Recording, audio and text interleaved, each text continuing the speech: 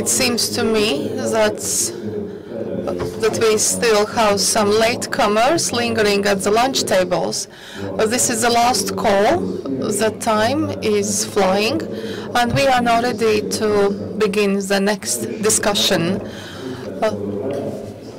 So I will invite advisor to the Prime Minister on demographic issues, Imants Paradnieks, to take his seat here, also former Prime Minister, also former Mayor of Valmiera, currently in the opposition, Māris Kučinskis, Andris Skride from Social Affairs Committee of the Parliament, Ingus Aliks is also kindly invited to join us here. He is the State Secretary of the Ministry of Welfare, and we invite here also sociologist Mr. Niklas. Where are you? This is the moment when apparently we have to open the discussion along the trench lines. And it's not that we have only one enemy. If we take up challenges of the demographic challenges, we know that we have to fight on different fronts simultaneously, and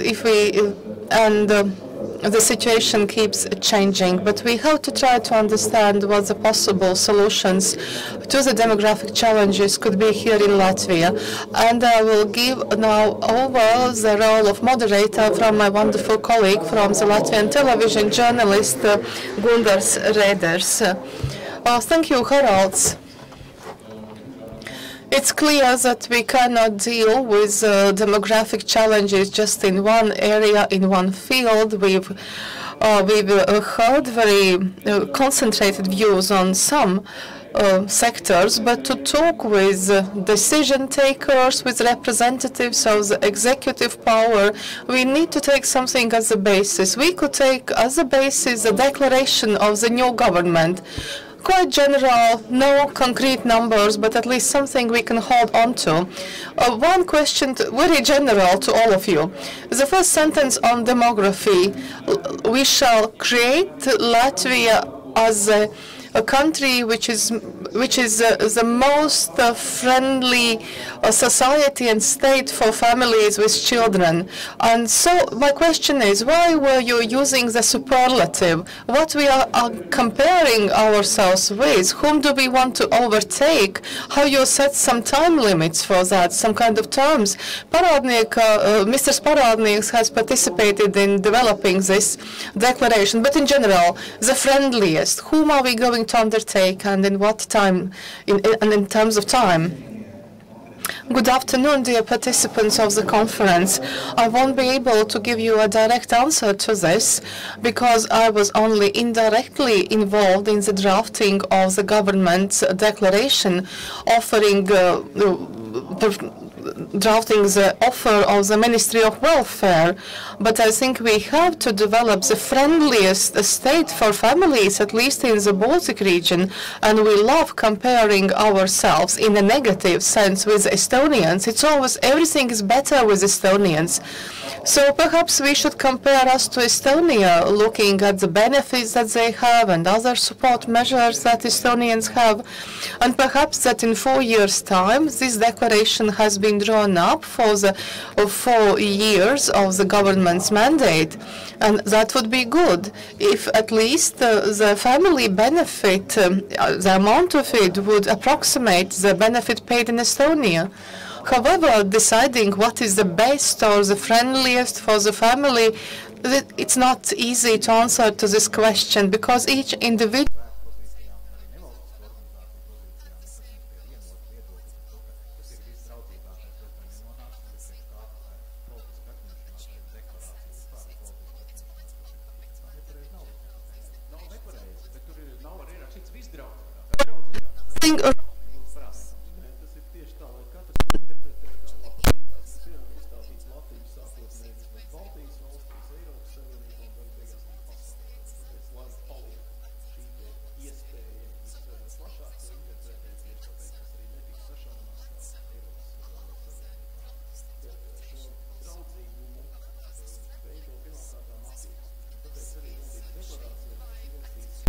approach.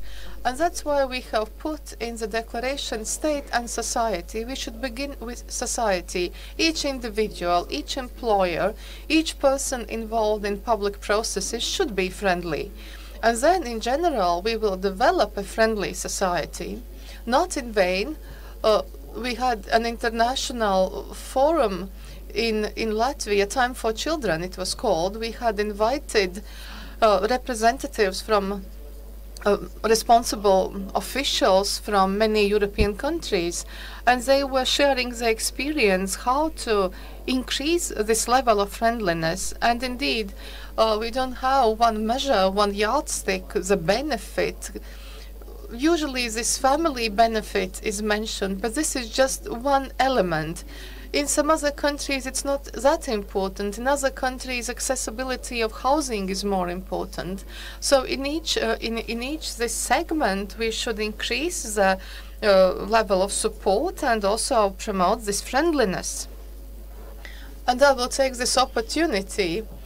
I have never said this in public before, but I would like to thank Mr. Kuczynskis. I had the honor to work in his government. He was a prime minister who understood the importance of demographic issues, and we were dealing with them. I do hope that at least on this level, and perhaps also we will keep this level with the new government, and perhaps it will have even higher awareness level, but we see certain complications. We speak about ensuring access to information, making friendly information. We have the demographic center, and they had a program for 2 years, family-friendly local government. And and on this portal, any person can find out all the support that is available to families, all types of families. But now it's a problem to have funding for developing this program. So it's the question: are we ready to show to our compatriots living abroad what has changed? We want to show this support which is available in many local governments, and it is much better than before. So we really have lots to do. Mr. Paradnieks, you have never said also this in public. You said that actually many people were asking why you were the one to become advisor to the president in demographic matters. Was that really necessary? Will society thank you in 4 years' time about this? Advisor. Well, the Center of Demographic Center. The center was established at the time of Prime Minister Kuczynskis, and I was the head of it, and many initiatives were launched. And to continue this work, we need this platform of cooperation. How to continue this? One of the ways, one of the possibilities was just to be the head of the center. Of course, I did that previously, being a member of the parliament, and but now I'm doing it in a different status, and this just proves that this is really among the highest priorities for the government, and not only formally. Well, Mr. Kuczynskis, well, let's wait for the action plan. And hopefully the action plan will provide more concrete details. Just to add to what Iman said, just to measure or to compare the monetary benefits, that's not decisive. You have to take a comprehensive look at it, and also the sentiment is important, and also the way people perceive what is given to them. I'm really sorry, and I hope that this won't be discontinued. All those programs pertaining to local governments, which was already mentioned, and also the other program that was intended for companies. I know that many have been to Estonia, to Pärnu, where you see that in all cafes they have corners for children, a game room for children.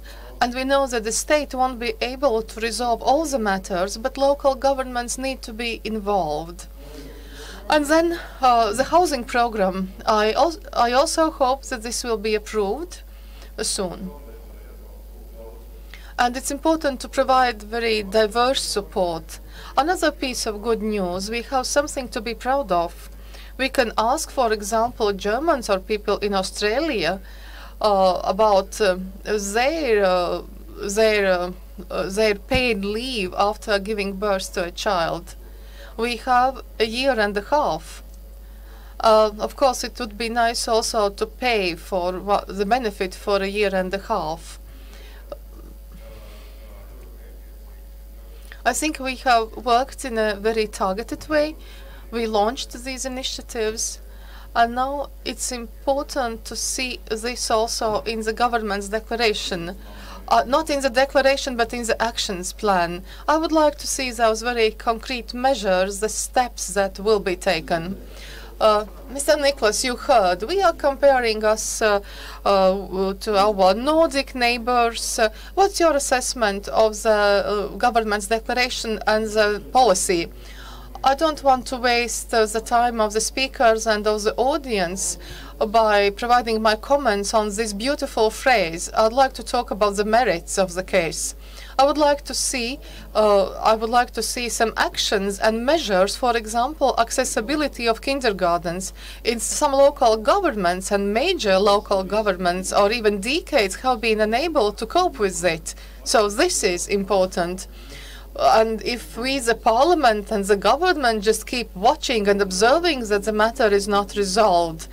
And I would also want to understand what the Ministry of Education and Science is going to do with respect to remuneration for preschool institutions of education.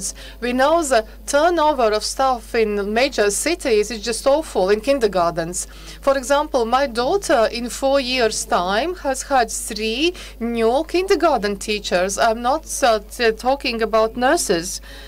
And they just keep, and we don't have to look far to find the reason. This matter of remuneration has not been resolved for decades. So, family policy, now is the matter of kindergartens. We have all those queues in major cities, in Riga, thousands, and in Jelgava, the same. Your comment on this? The question whether the accessibility of kindergartens has been resolved, the answer is no, it has not. Has anything changed if we compare the situation 7 or 8 years ago? I would say yes, we have seen major changes.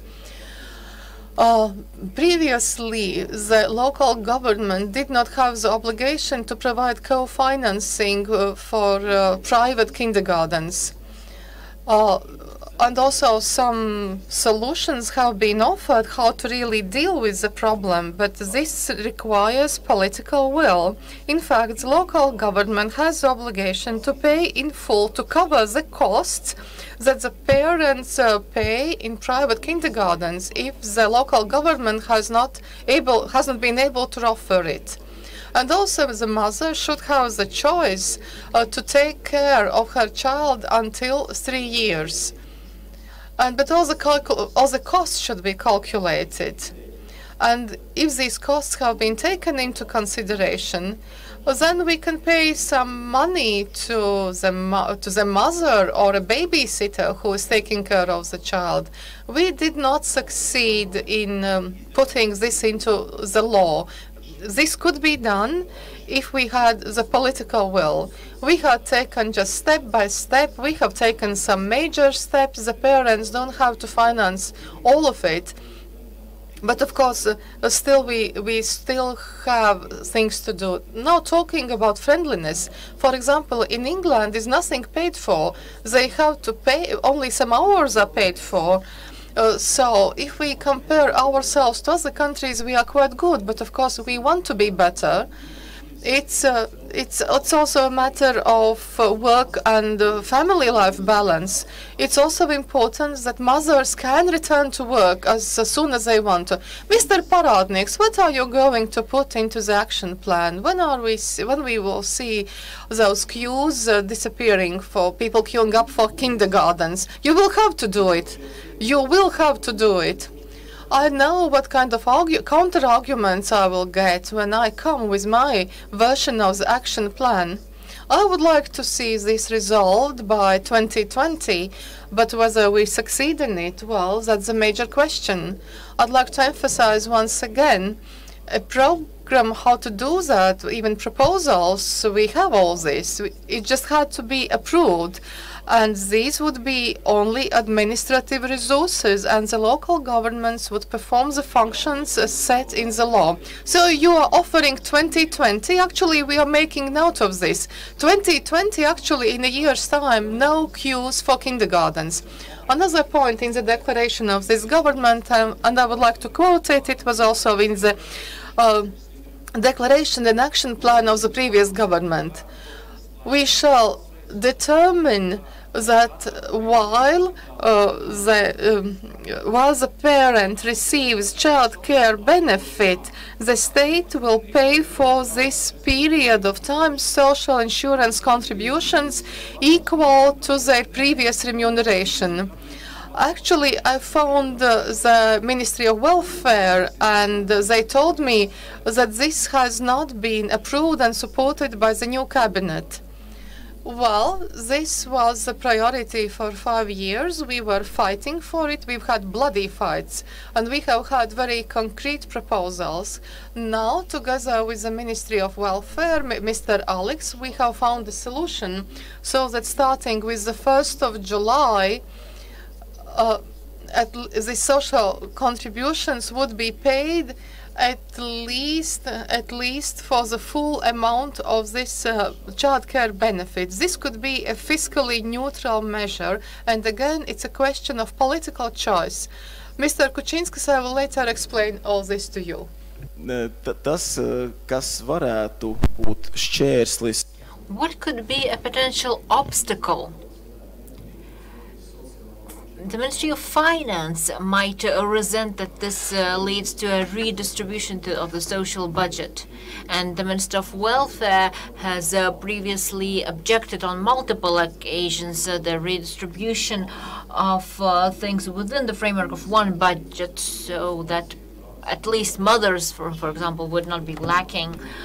But this inequality of income, which specifically impact seniors and women, is something that is present, and the inequality increases the more children you have, and this is unacceptable. What is written in the declaration is my formulation, and thank God my colleagues from the coalition overlooked it. I'm happy with the text.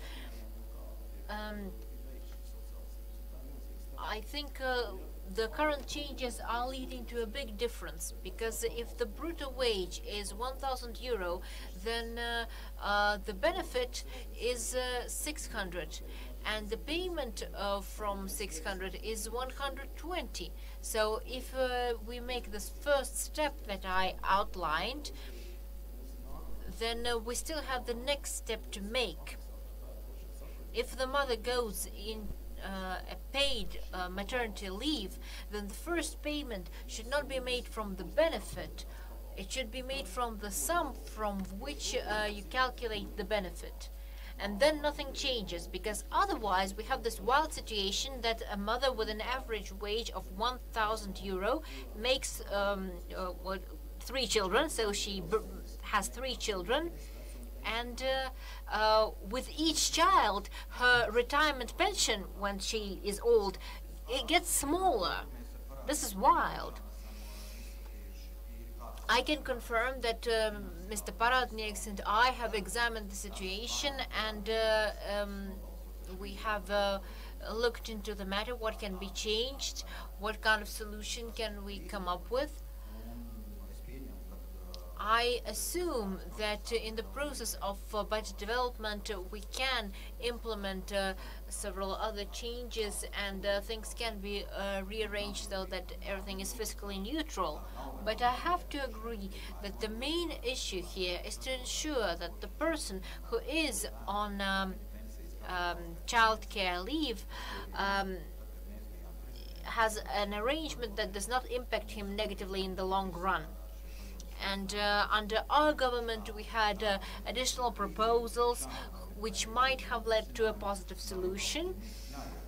And I believe that this should be implemented. And I hope that there are no ideological contradictions, and that no other institution is going to object, and the declaration of political parties is only going to strengthen the validity of this position, and eventually we're going to find a way how to implement these changes, because hopefully we will no longer experience the downslide due to periods of economic inactivity of a person who is forced to go into childcare leave. Because otherwise, why would people have children?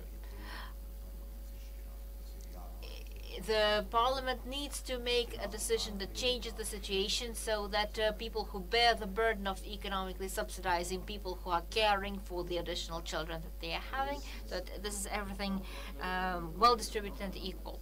Thank you. We've been discussing a very specific issue, but this is one of the issues that forms the mosaic of the wider picture, the bigger picture. Does the Ministry of Education and Science have a response to the question of when are we going to have normal wages for the teachers? Minister of Education Inga Shuplinska will have the occasion to speak during the conclusion part, but for the moment I, as State Secretary, would like to give a few comments. A lot of things have become a burden for the Ministry of Education, a burden on our shoulders, because we know that the issues of preschool accessibility and other issues have been diligently worked on with our cooperation partners, and of course the conceptual solution of the teachers' wages is the cornerstone of our cross-sectorial efforts.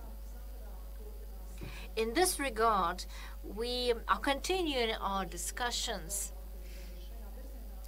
We have been assured by the government that the advancement of this issue is still on the agenda, and we are very much counting on the initiatives of the municipalities. Because so far we have had a few positive examples when individual municipalities understood that if they can improve the situation, then things will get easier, and they collaborate with the private sector, and we have a lot to learn from such partnerships. This matter remains on the agenda. Thank you. All right, so we have an answer. This is on the agenda. Any other comments? Yes, indeed. I think that in this discussion we should abstain from discussing specific figures and very specific issues. This is not for us to do. This is for people who work with numbers on ministerial level, or for experts. We should talk about decision-making and the distribution of responsibility. What should we do globally for in what matters? For example, in matters of defense expenses, I think we have no discussions about who bears the burden of responsibility for the defense.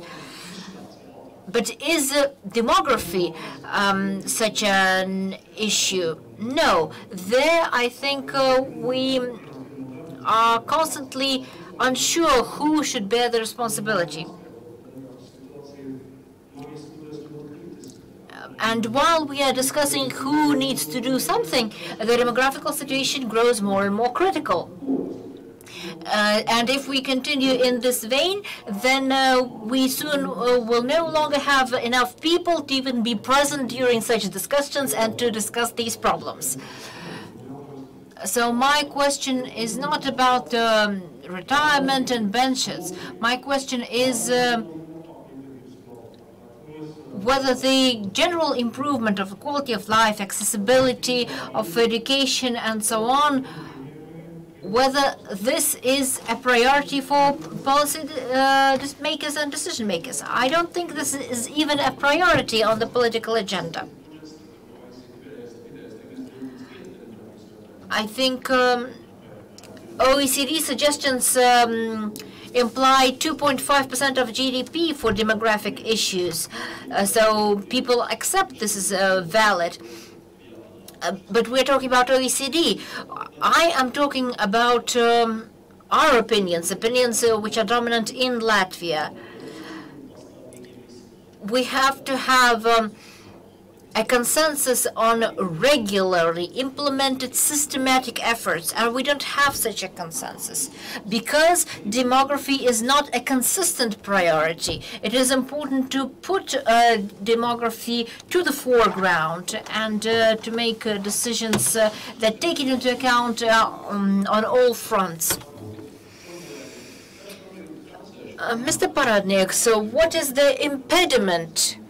What does not allow us to agree on the figures for public support to demography? We are talking about doubling the current financing from the budget, are we right? I think that some people think that it is advantageous to have low birth rates because it means economy. We can save money on benefits, on maternity benefits, and so on. So people think in the short term they are trying to save money, and they are not interested in having these new children being born. And all investors say that they believe in the future if there are inhabitants to build this future. And if we agree on that as the first step, then we can keep talking about 2% of the GDP, 2.5% of the GDP. So you don't see this initial consensus at all? So far, I think it is impossible. It has been impossible to agree on a lot of other priorities, and this as well.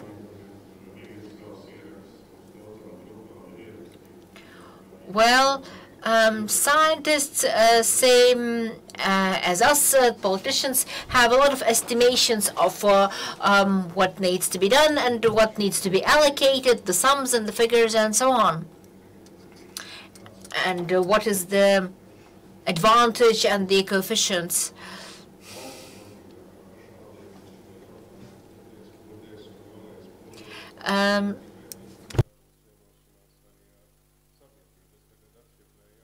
And I think the municipalities and the countries which are going to return to this issue and keep reintegrating it into their agenda and maintain solidarity are going to sustain a certain level of development. However, we need to understand that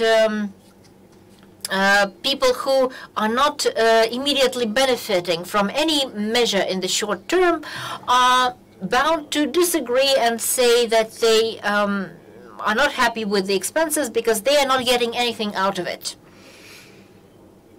And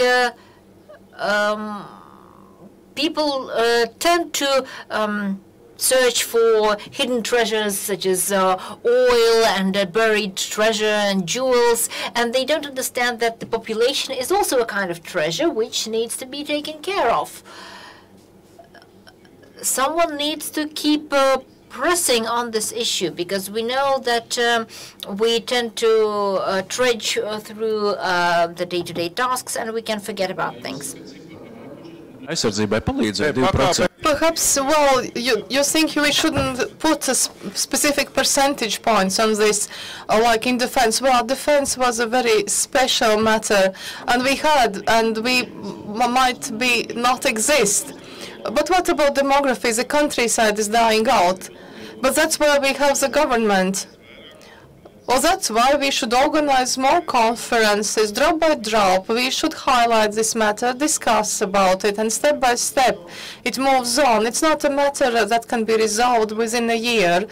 And I will take the liberty to consider that those experts who 4 years ago were criticizing the steps that were taken, and still we achieved something. So it's I think we have to take step by step and not just cut into stone 2% and say that the previous government has embezzled money and that's the end of the story. We have to take those steps and implement those measures. Mr. Alex, well, in this case, I would like to say, nevertheless, in a very simple way, if we just name those percentage points, I don't think that by this we provide the full picture. What else demography means? I believe that during the first part of the day, there was a discussion how this money should be spent, but probably the money should be spent also for health care. And actually, the study of 2013 by this commissioned by the state chancery showed that all the factors that influence the choice to have a child or not. And it's not only a matter of a year and a half. We speak about the public money that we have to create, and then the government and the parliament allocates it. I believe that health and education also should be included in this. If people have positive experience, if we have high-quality healthcare services for the child and for the family in general, and also if we have accessible education services, Mr. Niklas said, then probably we would be happy about the way public money is spent. Now, any questions from the floor at the moment? Any comments or questions? Demography is not only children. Demographers know but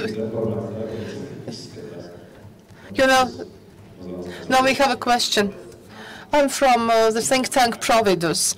In view of the fact that evidence-based scientific discussion was intended, we were speaking about migration and migration policy, and just two aspects that are important. First of all, migration policy, targeted and smart migration policy, not just opening the gates, often helps to deal with demographic problems, especially in those countries that start feeling shortage of labor force, and also the economic benefits from migration, which we see in different studies. The question to the panel now: to what extent migration is now discussed also as a possible solution to different demographic problems, as part of the government declaration, as some kind of strategic directions that could be developed?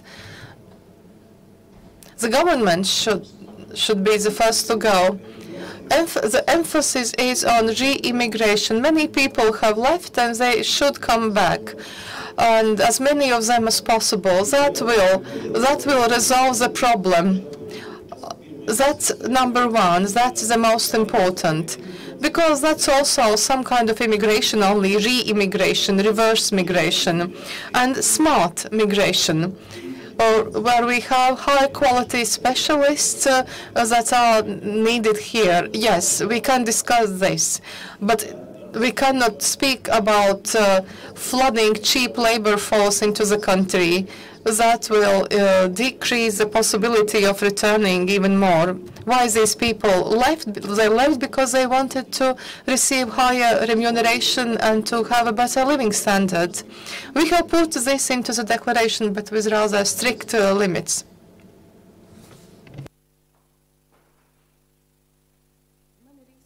I have a comment. I'm Vitta Rauda.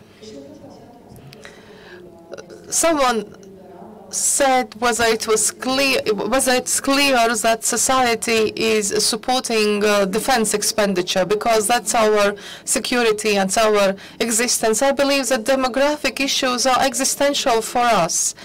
But perhaps we should consider why we don't see comprehensive awareness in society that money should be invested in demography. And perhaps one of the causes, perhaps in the way we as society look at who is responsible for what, who is giving what to whom, and who is providing what. I would like to praise Mr. Alex. He is consistently speaking about family, parents, and children. And I would like to ask Mr. Paradnieks not to speak only about mothers, mothers. If you speak only at mothers, you create the perception that mothers are responsible and not other people, and also you create the impression that we will be kind to the mothers within the limits of the budget. I really would like to invite you to change the rhetoric. We are all responsible for the demographic challenges, and what we do in politics should be accessible to the family. It should be gender-neutral rhetorics for the parents, but the main thing is this should be provided for the child. You heard in what I said what you wanted to hear. I just mentioned one evidence-based example. The Council of Europe has noted this inequality in pensions among men and women and has clearly indicated that for women, this inequality is caused by the number of children. And then I started speaking about mothers. Otherwise, I have always emphasized the father's responsibility and the responsibility and the importance of both parents. This was the only is the only instance when I use this. Please don't take my words out of the context. You started speaking about the kindergarten services, and here indeed the teacher's remuneration is a problem. I understand that in Latvia, after restoration of independence, in the age group which we used to call kindergartens, now we call them preschool institutions of education, this whole service for socializing the children is ensured via local governments. Each year, the budgets of the local governments have increased by 100 million euros. If we look in the EU context, the expenditure is approximately 90% of tax revenue. In the EU average, 11. Actually, the revenue of the local governments has increased and has increased significantly. And now, when we say that the preschool education of children 5 and 6 years old should be paid for by the local government as well. But the local governments keep looking at the state. If the budgets and revenues of local governments keep increasing, and the expenditure for social needs is decreasing, this is not a normal situation. And the next point, accessibility of kindergartens. According to the law, starting with the age of 18 months, this service should be available. And the normal situation should be like this. I register with the local government. The local government is not providing the kindergarten to me. I take my child to the private kindergarten, and the private garden bills sends the bill to the local government and not to me. Just a very short comment. Of course, it is the highest percentage, but we also see education in this, and actually we are #1 in terms of local government expenditure for education, but we should look at also at some specific situations. Kindergartens are lacking in Riga and Riga region, and the population is increasing here. And even if they would want to build new kindergartens, they don't have the turnover capacity. I agree that the state should not be subsidizing even more if the local governments have the money. But perhaps some kind of tool should be given, like we have something for housing, so that the local governments could build the kindergartens. We should think about it. But direct subsidies from the state, from those 80 remaining %, that wouldn't be an honest thing to do. First of all, I would like to wish you the best of success, and then I will ask questions. It's clear that demographic matters in interconnection with education are very important. My question #1, are you going to have in your demographic center, in your budget, some kind of items for demographic research? Because we need research in all fields, and we have the discussion of today is about this. And question #2, and here I wish you success. Our mass media are reporting that Mr. Reyers has found possibility to save money in the budget, and mainly from the social budget. And he has not said this in public yet, but he has mentioned in public that those child birth benefits, because the birth rate is down. And apparently we need some kind of ideas and the possibility perhaps to increase the childbirth benefit, although the benefits do not resolve everything. And the next question would be how could we help, not only looking at the position and opposition in the party, but we have to think about ways of cooperating. We shouldn't be discussing against a politician or for a politician. We should be discussing these matters on their merits. Your question number one, in our budget we don't have resources for research, but we became involved in this previous research because money was granted by Mr. Muchinsky's government. I don't know about the coming years. At this point, I can say that there is no money for research, but I spoke to Mr. Kariņš, to the Prime Minister, and of course, I told him that we have to reinforce this research part, but we cannot be done only by goodwill. We need financing for this, at least to analyze the best practice in other countries, those institutions who, for example, in Finland or Western Europe, have acquired over decades. So we should work constantly on this. As regards your second question, it's more difficult for me to answer this because I represent the position. And of course, the budget estimates have been now specified, but the benefits are not. The benefits will not be decreased. So we have.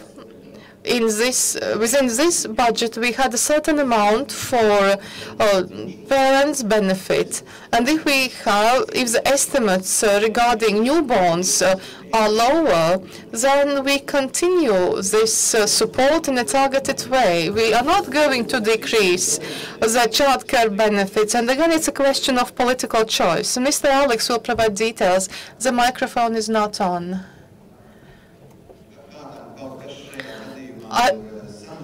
But the benefits have not been decreased. And we have this whole budget, 2.3 billion for social budget, this 40 million, which we will be able now to save because the expenses have been now specified.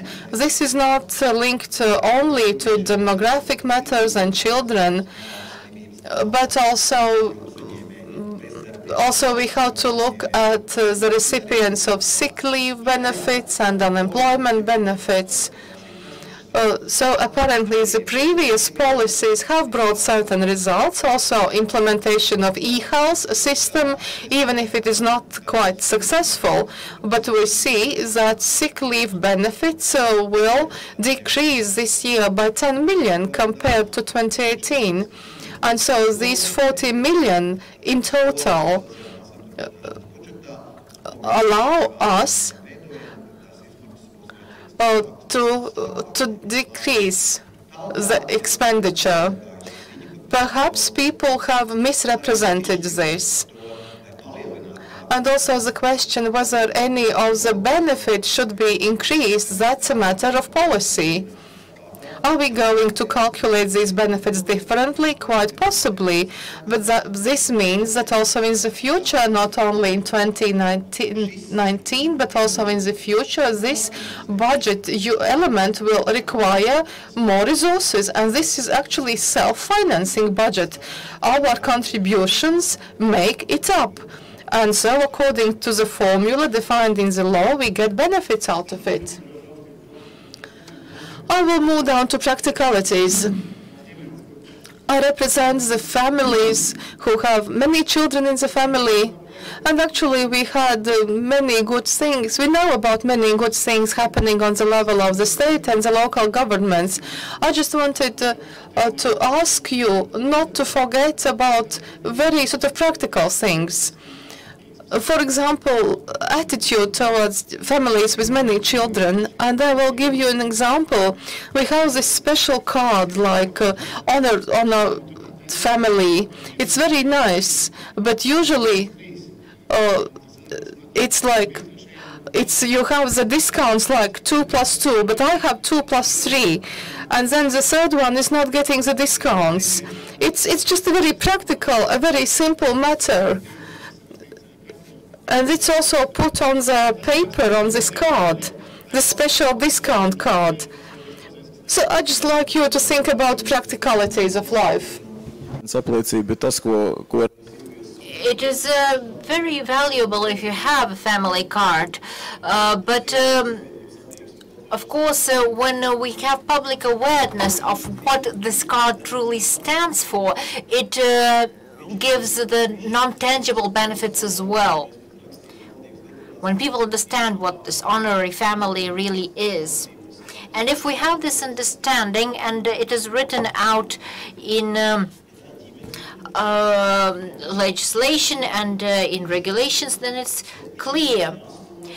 So if this is a family card, then it's for a family, not for 2 + 2, not necessarily for 2 parents and 2 children. It's for a family, and families can be different.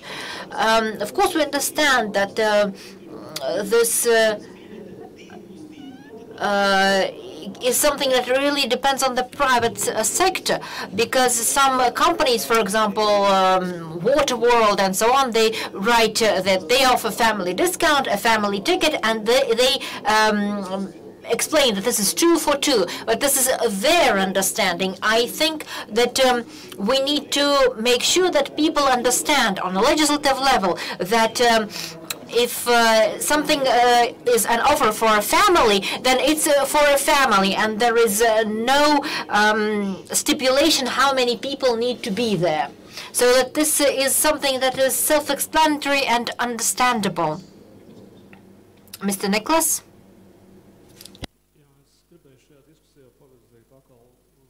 In the course of this discussion, I understand that we are talking about different things.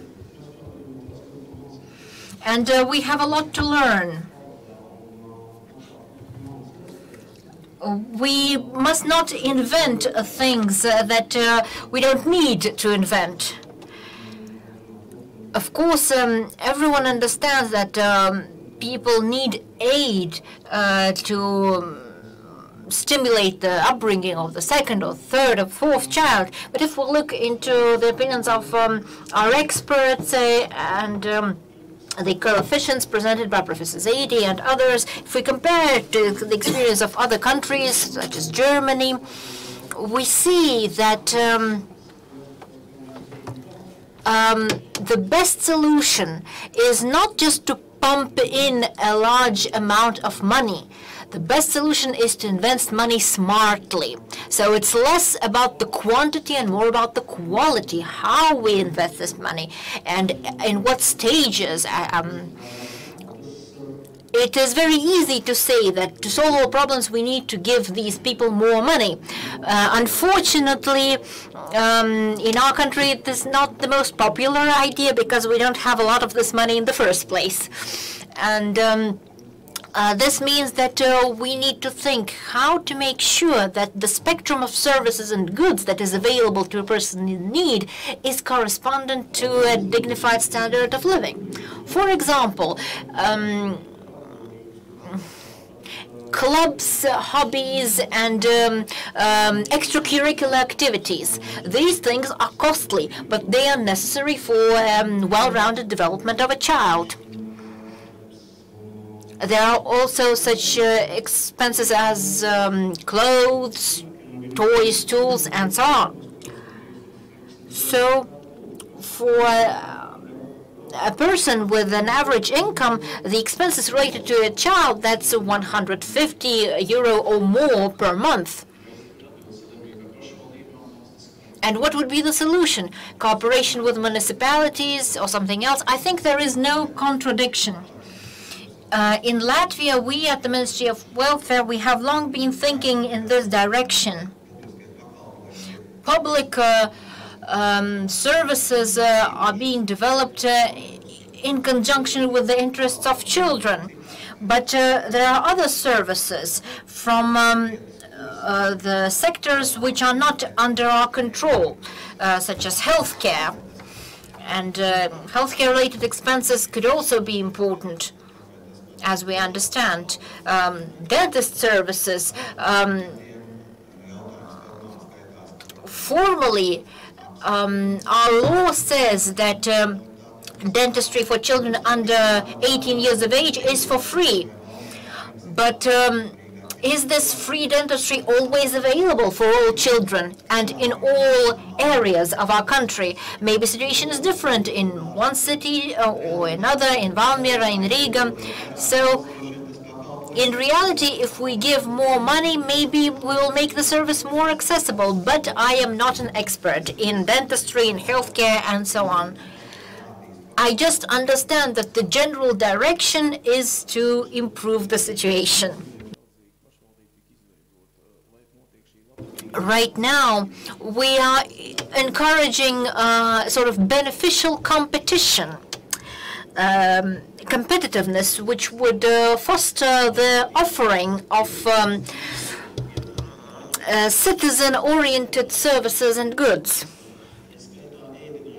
A lot of things can be co-financed and are in fact co-financed already. For example, municipalities are co-financing lunches in schools, and now we are also co-financing them to some degree in preschool establishments. But what are the priorities? We see that different municipalities act differently, and they allocate different sums of money for this program. In our Center for Demographic Affairs, we have made sure that more than €3 million are being directed in order to improve the accessibility of different child-oriented services in the regions. But we need to transfer good practice, not just from abroad, but from one region of Latvia to another. And it is good, for example, when we can make sure that good doctors can come to a rural school and offer a free health check, for example, for all children. We at the Ministry of Welfare are working on the development of various social projects and the accessibility of specialist services in areas where they are most lacking. This remains topical, and of course this is also linked to the constantly re-emerging issue of Latvian administrative and territorial reforms, because the redistribution of municipalities' competences and mandates is something that impacts financing and organization on the local level, and this of course complicates matters further. However, we need to make sure that on the social level we are maintaining an intelligent, smart approach for the benefit of all citizens. Thank you. I just want to ask, are the legislations for paternity leave? Because we know that more involvement of men at household chores help women towards their decision to form a family. That's one question. The other question is, what are the legislations to push private employers, private companies, to make their employment mother-friendly? Is there any provisions towards putting them to the task to create crash in the employment places or offering flexible employment practices? Alikungs varēsiet uz abiem? Jā, attiecībā. As regards your first question Already for some decades, we have been developing our benefit regulation as gender neutral, so that both parents can choose who is going to stay and take care of the child and who is going to return to go into employment. And theoretically, it's only the question who is going to receive the parent benefit. And there have been some discussions that this matter has not been fully resolved. If both parents want to decrease their workload, and we have had discussions about it, but in reality, yes, we have this in the law. And we have also this paternity benefit. So this means that fathers become involved in taking care for the child, at least in the youngest age. Mr. Kučinskis will be able to share his positive experience and the reality. But of course, we are aware of this. And a couple of years ago, we had a rather absurd situation. Our legislations, the fathers were taking this benefit but continued to work, and then the mothers were not socially insured during this period. So we had to make certain corrections to this. But we are definitely thinking about this. We believe that both parents should be as involved as possible. And the latest ex-ante study on implementing the policy guidelines shows that the numbers really show that fathers are becoming more involved, and these indicators are improving if we compare with the situation 20 years ago. Your second question was about private companies, private employers, and their support to make family-friendly, to implement family-friendly policy. This is indeed in the field of some ministries. The Ministry of Welfare is implementing a program, family-friendly company. The companies have the possibility to apply for a contest and to show the way they are supporting families, how they are family-friendly. And we have gold and silver awards. I believe that we have 4 minutes left for our discussion, no more, no less. We have covered the full circle. We began with the friendliest society and country for the family. Now, very shortly, to recall the situation in Valka and Valga. People from Latvia register their residence in Estonia to receive higher social benefits, family benefits. And currently, during the last 2 years, 300 or 400 people have left the Latvian town and re-registered in Estonian town. It's a pity that we don't have the mayor from Valka here. He could really tell us about the situation where we have this competing neighboring country. And now my last question. Perhaps you can also refer to this particular situation, which should be the main items for the coming future that should be put in the actions plan so that we would improve the situation in Latvia for a step, so that this flow towards the neighboring country, Estonia, would stop, and how to make us competitive, at least in the Baltic region, in this regard? Well, that's a very broad question. The first thing should be housing strategy, housing accessibility. Number two, a proper accessibility of healthcare, timely, high quality, so that experience with your first child would be very positive in healthcare. Also, balance between working life and family life, different opportunities, and also those childcare services and preschool education services. So the possibilities in this preschool period. And number three, that would be improving parental skills, and also promoting these values in society, honoring these values in society. We should have this in all political initiatives as the very foundations. Mr. Alex, I don't know whether we can find one recipe. Definitely not. Well, we are working now on action plan points, but let's see what we will see in reality. And we cannot just compare in absolute numbers our benefits with the Estonian benefit. I understand this is a basis for this Valga situation, but I don't think we'll be able to level this out in the coming year. And we have the discussion, should we provide more services or should we increase benefits? And I predict that we are going to have very heated discussions. We would like to have both, but we have to deal with this. And this is a micro model. These twin towns are too close. But what's the difference if a person gets on a plane and leaves for the United Kingdom or Ireland? They have better benefits, and also the birth rate is higher. And now in Estonia, those people who are formally registered in Estonia receive the benefits, which are better for an individual person or the family. Can we offer any recipes against it?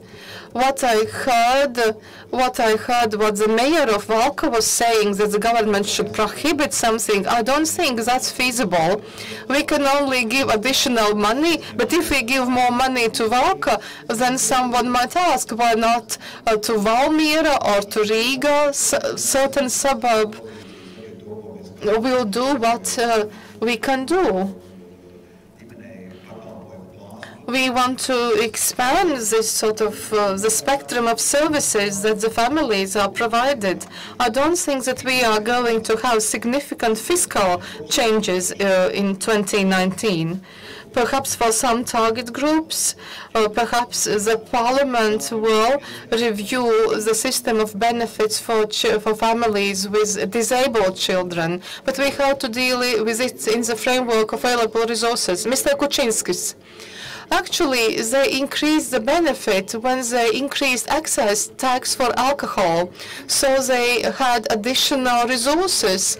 And I asked our friend whether we should increase our excise tax. But then the mayor of Valka is not agreeing because Estonians come to buy alcohol in Valka. So I know that politicians who have been in the position and in the oppositions, they know that situations keep changing. And I can add to what Ms. Popula just said. We in the opposition are not going to be the enemies. And we will support good proposals in the action plan, and we will try to contribute ourselves. And I just found out that in the parliament, since Mr. Paradnieks left the committee of demography, there's no committee like this in the parliament.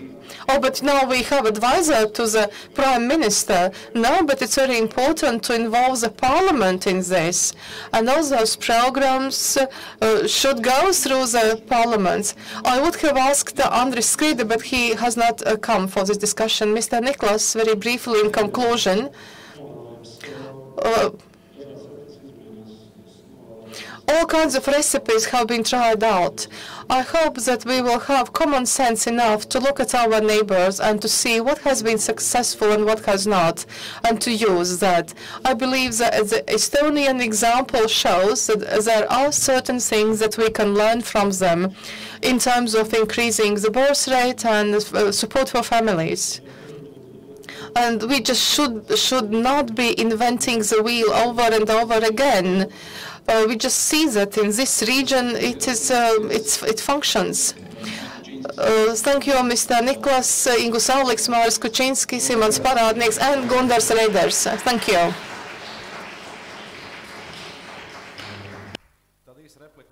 Very short comment about this friendliness. And Mr. Parādnieks said that we could establish some kind of site where families could see what they are entitled to. But I think when you have the first child or the second or the third coming into your family, it's not just a normal behavior to sit down in the evening and to open the internet site and to see what you are eligible to. I believe that the friendliness would begin by the family already getting what it is entitled to, because we have all kinds of benefits that you are entitled to, but you have to apply for. I believe the friendliness will begin at the moment when, with respect to children, we will say that indeed we Latvia welcome you and you are very welcome here. Now, ladies and gentlemen, we have a very interesting tool, a tax ban, and I would like now to give the floor to Olga Restrigina from OECD, and she will show you the tool. So, Olga, the floor is yours, please. Let's welcome Olga.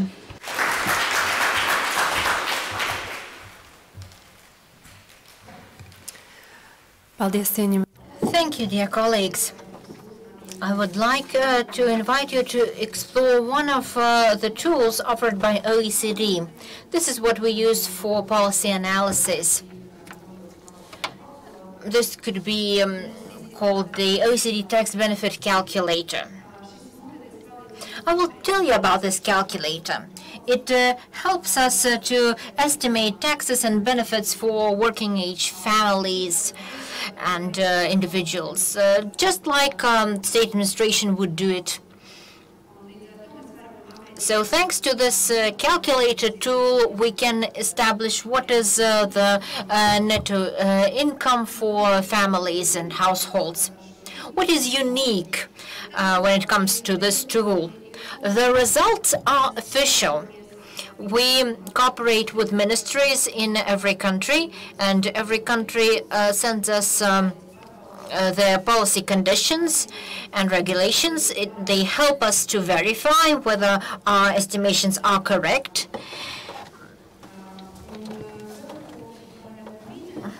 And I also have to mention that this tool is not based on survey data.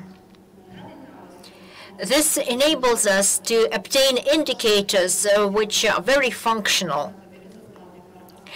Right now, we already have data on 2018, and we are gathering data on 2019. So it's very flexible. How do we apply this tool? We have a lot of policy indicators as opposed to outcome indicators that we use for monitoring, for comparison among different countries, benchmarking, exploring policy design, making suggestions, hypotheses, and so on. It is very useful if we try to address questions like how generous are the benefits for families with children? Do cash transfers prevent income poverty? And do benefits protect families in shock circumstances such as job loss, death in the family, and so on? And we also examine whether childcare costs make working financially viable and serve to avoid poverty altogether. Right now, we are exploring the situation in all OECD countries and EU countries because the development of this tool has been co-financed by the EU. We are covering a large policy spectrum, social contributions, social security contributions in work benefits, unemployment benefits, social assistance, family benefits, parental leave, disability is something new which we have recently introduced. Unfortunately, Latvia is not yet included under the disabilities section of this program. We also have an expanded model where we specifically target parental leave and childcare support, and we are also viewing retirement pensions. But some tools, some instruments were not included. For example, income tax, and sick leave. This scheme shows how TaxBen works. The user chooses the family structure, the number of parents, the number of children, and the situation on the job market, how many parents work, and if they're unemployed, for how long. And they can also choose to apply for a benefit, because sometimes there are situations when families can obtain benefits, but due to social stigma, they don't opt for it.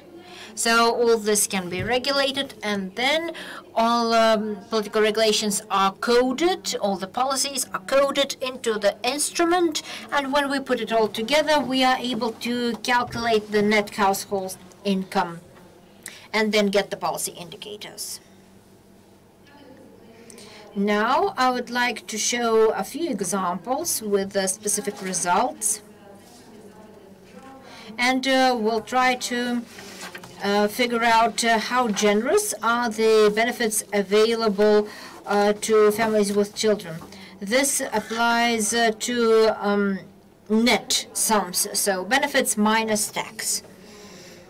And here you see how we are calculating it. So in percentage from the average wage. This allows us to compare different countries. You see Latvia on the right, and this indicator is negative for Latvia. Here we are looking at a family with 2 children when one parent is working. This is a social disadvantaged family, and they get less than they pay in tax. And the result is lower than the OECD average. As you can see, Estonia and Lithuania, which are to the left of the average, their indicator is better. So it's a positive indicator. If we want to answer the question whether the tax benefit system protects people from unexpected shocks, such as job loss, then we call upon a different indicator, which is net income replacement rate. And this average net replacement rate over 5-year unemployment spell is something that gives us this curve. You see country average. We are looking at a family with 1 parent and 2 children. For Latvia, it's a very high number. So in the first period, the person can retain a large portion of their initial income, but the decrease is rather rapid. So after 9 months, the rate is much lower, and after 24 months, if we are considering long-term unemployment, the benefit is very, very low.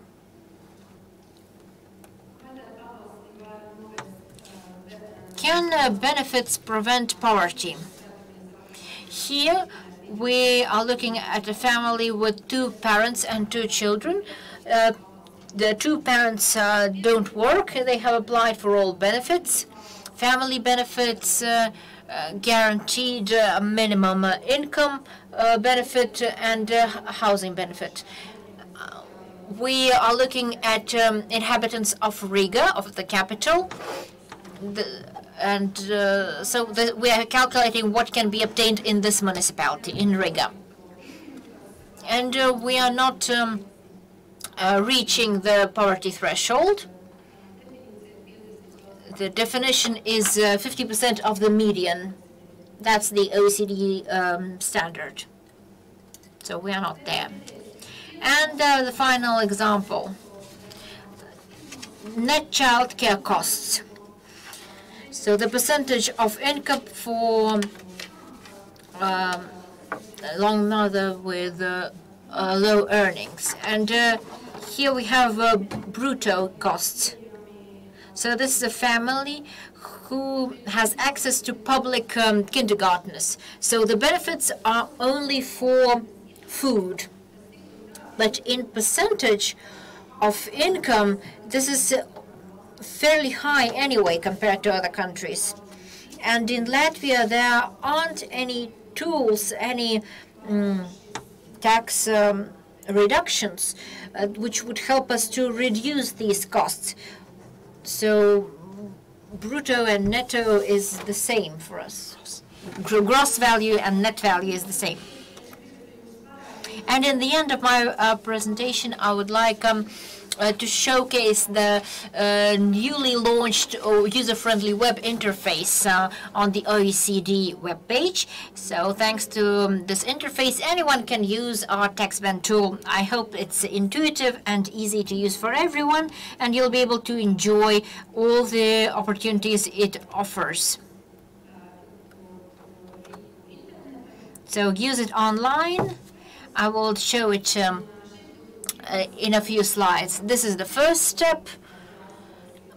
When you launch the tool, you have to choose one of the 4 options for the results. Compare countries among themselves. Look at one country by year. And the third and the fourth option is in-depth analysis of one country. And then looking at the change of income depending on the increase in working hours, or if a person is unemployed, how the income changes when the unemployment stretches on. I've chosen option 1, compare to 2 countries. On the next screen, we choose the countries of interest and the year of interest. So the last year available is 2018. And then we specify the task. We have to define the family. Is it 1 parent, 2 parents? We can choose the number of children, up to 4. And we can indicate the age for both parents and children. Then we fill in the information about the employment. First for the first parent, then the next one. If one is employed, we have to choose how much they earn. And all wages are in relation to the average. So if they make 100% of the average and are employed full-time, we can choose it. So here we choose that the second parent is unemployed.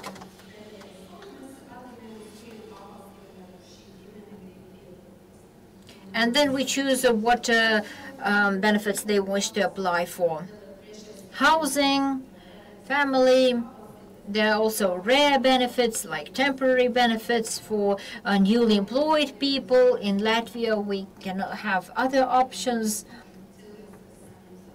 like people who are getting social aid when they are becoming employed, but their income is not immediately assessed. Then there's this option to support people who are only just beginning a new job. And we can also choose housing costs. The OECD standard is 20% of the average wage. When we've chosen it all, we have a short list with all the parameters so that we can remember what we chose.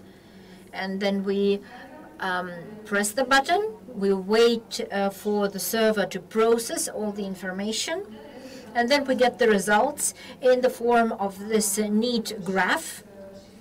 This graph is very similar to what I showed you first, but here you see these gray segments.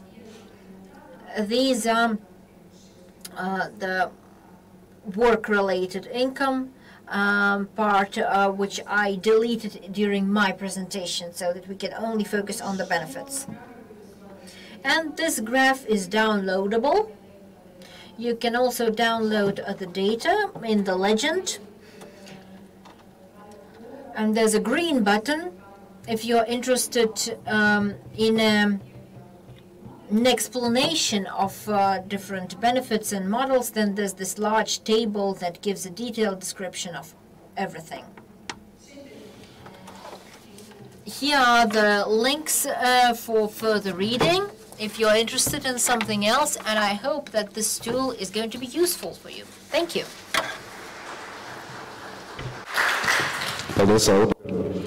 Thank you, Olga, for your presentation.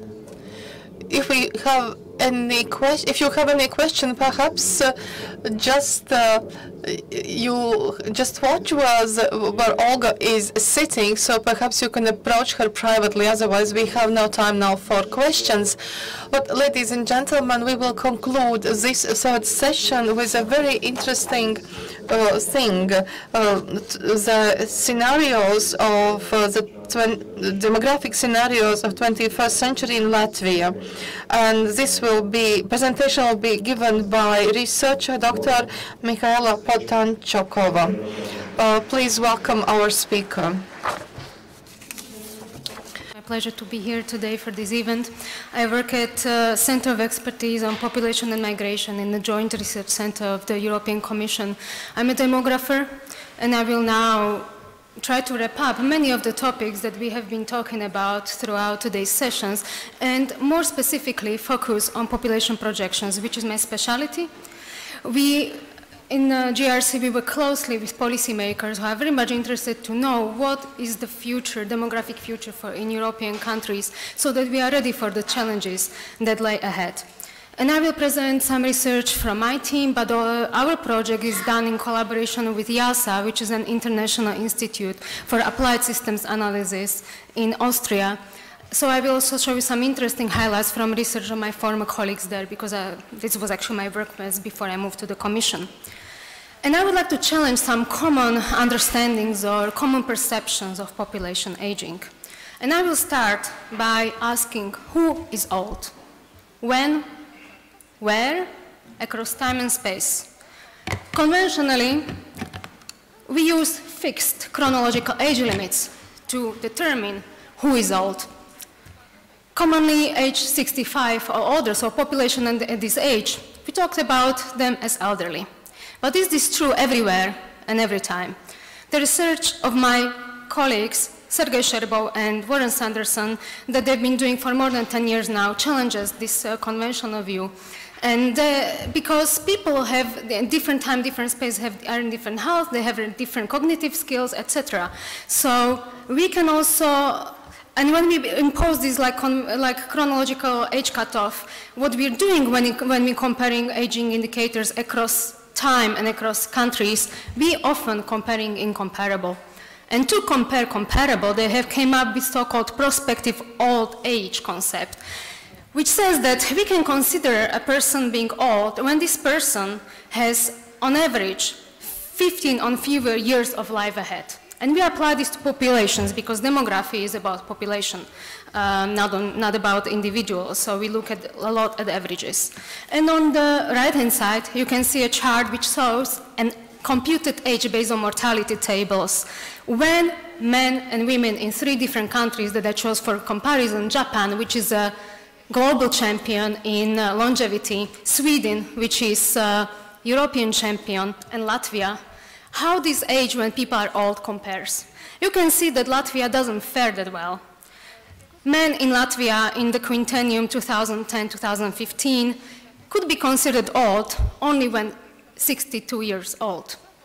I've just heard that the retirement age has been increased to 65, and I'm really, really surprised because, well, if you do it in Sweden or Italy where longevity is really old, okay, maybe like people would complain, but you can always have arguments saying, hey, but life is increasing, healthy lives are increasing, but in Latvia? I'm actually surprised that people don't protest more. In Japan, in the same time, we can see that men could be considered old when they were on average age 70. These are huge differences. And the way we measure population aging, and a lot of fear about population aging, stems from how we measure it. When we use these chronological age cutting points, and for example compute old age dependency ratio, which shows us how many old people here people age 65 plus, would there be in 2050 compared to people of working age, so roughly age 20 and 64, we see that in many countries this number doubles or triples compared to today's values. And this creates a lot of fear. But these people, those who are 65 nowadays, would be very different in 65 years, and I will get to this later in my presentation. When we look at prospective age-based indicators, we can see first that these increases, which you cannot see it here because I don't want to show too many maps and charts, this increase is not so big, but also that the countries are more comparable. And here we are really comparing comparable people. The ages when people can be considered old differ across these countries. But the increase in the perceived burden of the elderly is not as high. Now, what is important to look at is not only how things change across countries, but what are the disparities and inequalities within country. I couldn't find data for Latvia because I wanted to show life expectancy at age 65 by education because it's very important and it very nicely shows inequalities and different populations. I've only found data for Estonia, so sorry, I understood that Estonia is often like a big brother to Latvia, but I will use, this is the only Baltic country that has data available. And again, I will compare to Sweden, to European champion. And you can see that the gender gap is extreme in Estonia, and I would expect a very similar picture also for Latvia.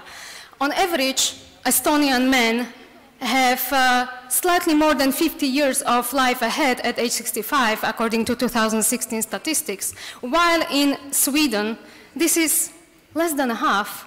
And what is important, when you look at Sweden, when we plug in education-specific life expectancies, that this gap between men and women is about the same for every education group. This is not true in Estonia, and I would expect similar picture for Latvia. The gap decreases with education, but for example, when you look at how many years ahead, on average, would 65-year-old men with low education have, which is less than 15, is about 14 years, compared to those with high education, which is about 16 and a half or 17 years. This is a huge gap. And these gaps should be addressed by public policies. Because I really agree with what Professor Hazan says before, that future is made today. And what you see is also an effect of past policies, of past decisions, of past lifestyles. And if you want healthier working age population, healthier seniors for future, so we can better deal with challenges of population aging, we should address these challenges. What all our scenarios, when we look at population projections, show for all EU countries is decline in working age population. Here is population again conventional, 20 to 64 years. And this decline seems inevitable, is already imprinted into population age structures of our societies. So we better be prepared how to deal with this decline. But what we also know is that future potential labor force, because working age population is potential labor force, not actually people who are in labor force, that this population will be smaller, but also much better educated if past trends continue, which can help us deal with these challenges. Again, I'm showing you a central scenario, our central scenario for Latvia, where you can see that the proportion of highly educated, post-secondary educated population increases roughly from 27 to almost 45%, which is very good news. And this actually, you would see similar picture if I show this kind of chart for elderly. So the future elderly will be better educated if the past trends continue. And this is, again, good news. What matters a lot for Latvia, and we have spent a lot of time discussing today, is migration. We obtain very different results when we look at different migration past trends for your country, but also for other countries that we have been producing our projections for. And what I showed you in previous picture is this purple line, which is like the most optimistic scenario. In this scenario, the population loss, migration losses would turn into migration gains at about year 2030. This is based on very long-term migration rates. But when you look at yellow line, and according to this scenario, the size of working age population would decline from roughly 1.2 million in Latvia to slightly over 800,000 in 2060. But when you look at what would happen if the current or the recent past migration trends continue, that's the yellow line, this decline would be much more dramatic, and the working age population size can drop to about half. Of course, this is at scenarios, you shouldn't understand them, or the population demographic scenarios, as something that will happen in future. What we are doing by these scenarios, we are trying to map possible future outcomes and what this means so that we are ready for what may happen if. So these are what-if scenarios. If international migration and mobility, so bilateral flows of Latvia with other EU countries stay as in years 2009 to 16, what would happen is shown in the yellow line. So future migration and really policies for remigration can be a good way to go to try to prevent too steep decline in labor force. But even the best and highest investments into fertility wouldn't prevent this decline, at least in the mid-term future, because it takes on average 20-25 years until the kids that are born today can contribute to labor force. And another good news is that what actually matters is not only what is the proportion, what is the dependency ratio, what is the proportion of old versus working age population. What really matters is so-called labor force dependency ratio, which is the ratio between non-working and working population.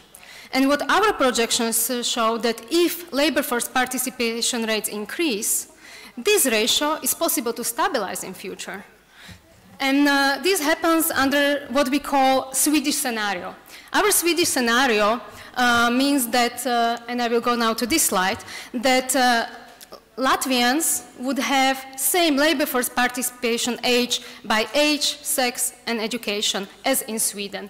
And here is an example of labor force participation rate that we use for Sweden compared to for Latvia according to labor force survey 2014-16, which was the base for our projections. And you can see that there is a big potential still to increase labor force participation, especially among those with middle and low education, but also for women in general. So if this happens, if Latvians would have this labor force participation rate, the labor force dependency ratio would stabilize in the long term. If the labor force participation rates of the recent past of these years 2014-16 prevailed in future, that's the blue line, and here we can see an increase. So one way to counter the adverse effects of population aging would be to increase labor force participation and possibly productivity. I'm not an economist, I wouldn't talk about productivity, and I will move to my last slide, where I would try to wrap up. So what demographic factors should we consider for evidence-based policy for Latvia for the next roughly 50 years? What is a fact is that the share of population considered old now, 65, will increase. But living longer and healthier lives and designing policies that would enable it would help us face these changes. Because these people may well be in much better health if we invest into it now, can live longer, productive, active lives, as Professor Zaidi showed us in previous presentation. But what I would look at being a Latvian politician is also extreme heterogeneity and the disparities in the population. I have only showed some examples, and this is very important to address for future, because inclusion should be one of the main goals of good public policies. And what I also try to communicate is that although we see this green picture of depopulation and declining working age population, this can be well outbalanced by smart labor market policies and higher participation rates. In fact, now when we're coming into era of digital societies, robotization, automation of labor, having smaller and better educated labor force may be advantageous. So low fertility and aging is not only a threat. We just have to think smartly how to deal with it and how to turn it for our society's goods. Thank you.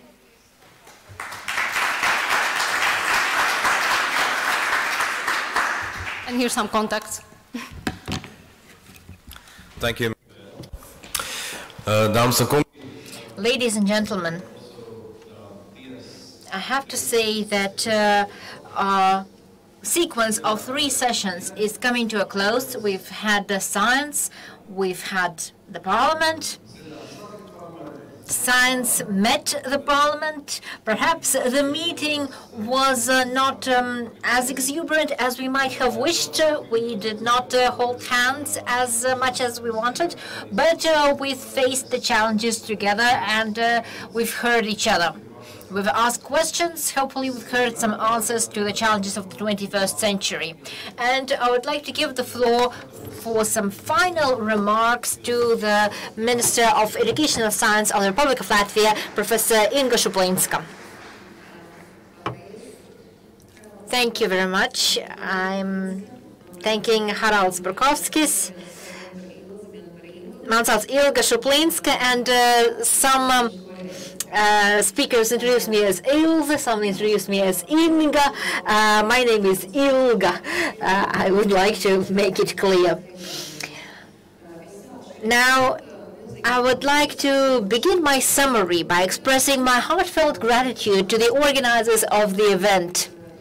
This format is very beneficial and inspiring for all the parties involved. And I have to agree with the moderator that this dialogue should be even more intense. We should come closer, and the questions we ask need not be provocative. They need to be result-oriented and answer-oriented, and we need to share our vision.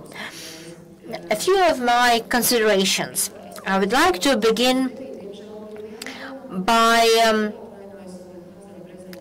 apologizing for missing the first part of the day.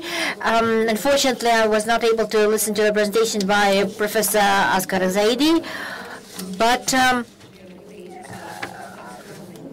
bringing together everything that was said by all participants, I have to conclude that the problem of aging is the most pertinent for us. I am a mother of 3. In 1992, when my first child was born, was in fact the last year when schools had a steady supply of school children. Then my second child was born in 2002, and we had bit of a demographic downslide from 2002 to 2007, and my third daughter was born in 2017, and we are in yet another loop of demography. So I've lived through all the most drastic moments of the demography in independent Latvia, and I'm experiencing it via my 3 children in different models. Ever since I became involved in the labor market, I've been concerned with the aging problem because I am an adept of active lifestyle, and when I used to do sports and play volleyball, I kept hearing that, well, you're still 25, you can run after a ball, but when you're going to be 30, you won't be able to do that. I can fortunately still run after the ball. Very recently I participated in yet another match, and I saw in this amateur league people who were way older than me. There was a lady who was 70 years of age. So a lot depends on your lifestyle, your habits, and how you feel. Of course, I belong to the age group 48 and older, and some people say that the only concern for people in this age group needs to be what shall they do after retirement. But this is very limiting. This is a provocation. Another thing is related to my career as a folklore researcher. I'm going in field trips and expeditions to explore folk heritage.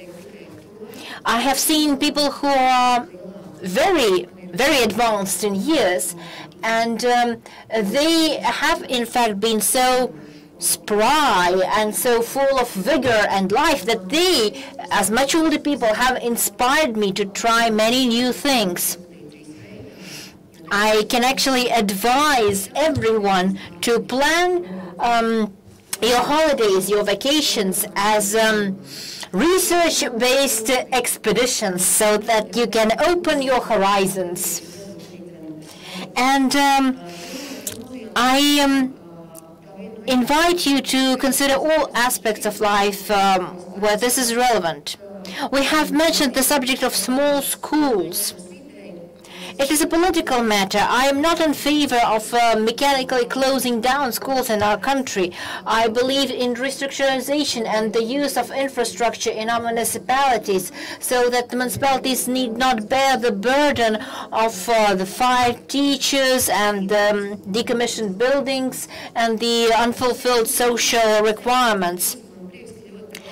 I am very happy that change is being implemented in many municipalities, and connection between generations is maintained.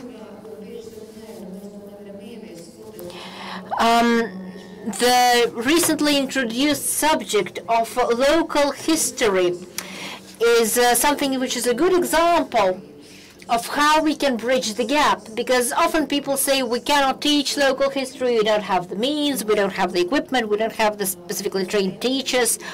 But when people raise awareness of their own environment and they gravitate towards a strong personality who is able to mobilize their interest in popular history and local traditions, this can foster public engagement. So this person triggers synergy, whether they are a teacher or a local enthusiast, an NGO worker, an employee of a traditional workshop, and so on and so forth. We need to seize the opportunity of the infrastructure that we already have, and we should decrease the emotional feeling of alienation for people who perceive that they have been pushed aside by their retirement. As regards the issues related to teachers getting older, I believe that we are all familiar with statistics that the average age of a teacher is my age, 48 plus. And the percentage is clear, so it's a lot of people 50 plus. So aging for teachers is a problem, and we need to search for solutions. The Ministry of Education is working on finding solutions, and we'll also be trying to attract financing and co-financing in the framework of projects.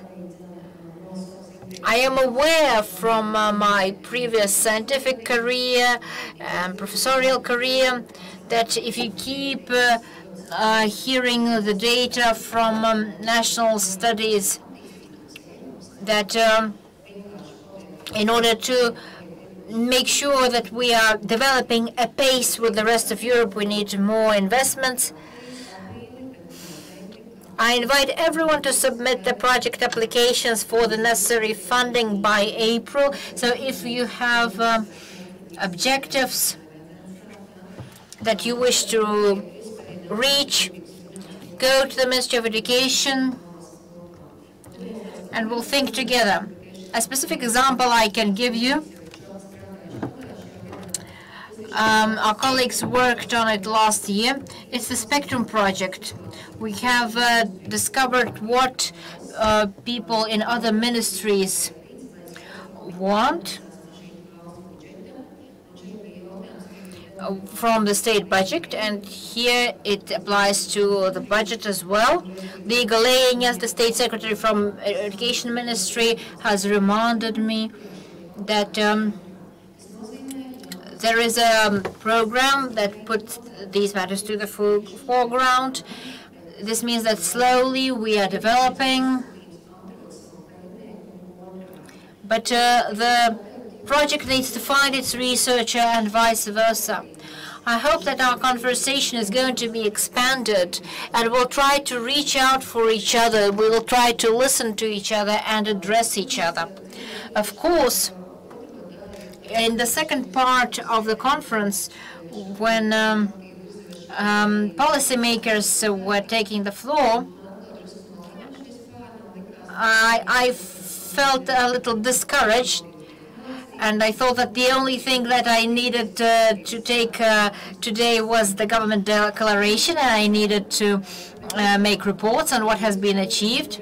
But I hope that until the 25th of February, we'll be finishing the discussions, and we'll have resultative indicators which will seem cohesive and development-oriented. And now back to the subject of kindergarten. I don't see if Mr. Kuczynskis is still here. Mr. Paradnieks, I think, is still here. I address this to them. Everyone who wants in the near future, for example, next 6 months, to do things in their ministries, I urge you to be active, because you were in office before that. Where were you with your solutions? I see no connection among governments. I see no tradition and heritage of your governments. Because when you have a pertinent idea, you have to stand by it, even if the political will and the political elite or the coalition transforms. When the previous National Development Plan was approved, I was one of those who opposed it very strongly, for one particular reason. Because it clearly showed that all financing goes to Riga, to the capital city. And it's no secret that right now Riga has more than 1/2 of our population, which makes the kindergarten problem more serious for Riga. I live in Rezekne. I have the option of choosing a rural kindergarten. There are no queues there. There's much more attention for my child, and it's practically private education. So here in a monocentric country, we are destroying the equity for regions on all levels of state related programming, which is why we think that OECD data, while very valuable, can still be skewed, because your tax calculator calculates the situation in Riga, but it is not reflective of regions at all. It's a complete degradation, and it's the benefit system that has caused the degradation of the rural region, and that has triggered the migration and the abandonment of Latvian regions. So, while in Riga the situation may be fine, for regions the situation is very acute and dramatic.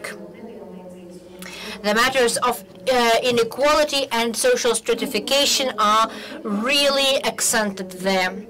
And in conclusion, I would like to say that while we have very many challenges, we also have a lot of ideas. So let us listen to each other, and let us be ready to cooperate with anyone who is capable of seeing that long-term ideas are oriented on development. Thank you. Thank you, Ilga Shuplinska. I was really, and I'm convinced that that was the way that I introduced you. 48 plus 3 children. We are the median of Latvian sociology. Ladies and gentlemen, I'm very happy to say that the formal and official part of the conference now has been concluded. At the very end, I would like to come back to Albert Einstein's, whom we mentioned already in the morning. To resolve a problem, we'll have to apply a different type of thinking than the one which we used when we caused the problem.